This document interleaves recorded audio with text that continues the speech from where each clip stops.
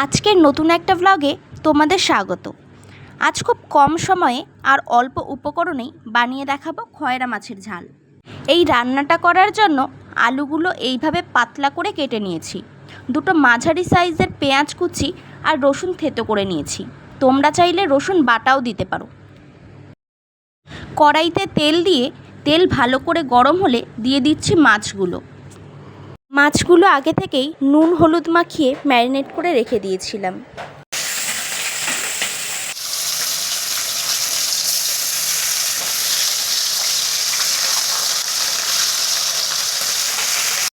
মাছগুলোর দুই পিঠ ভালো করে লাল লাল করে ভেজে তুলে রাখলাম। ওই তেলের মধ্যেই দিয়ে দিলাম কালো জিরে, পেঁয়াজ কুচি ও থেতো করে নেওয়া পেঁয়াজের কাঁচা গন্ধটা চলে না যাওয়া পর্যন্ত ভালোভাবে এটাকে নাড়াচাড়া করে নিতে হবে।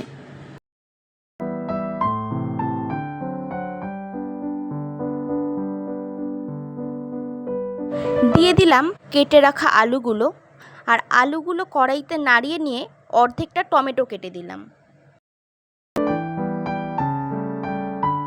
দিয়ে দিচ্ছি স্বাদ মতো নুন।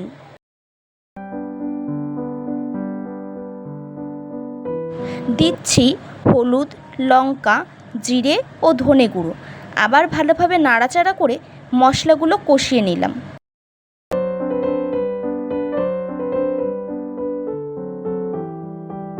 মশলা থেকে তেল ছাড়তে শুরু করলে জল দিয়ে দিলাম।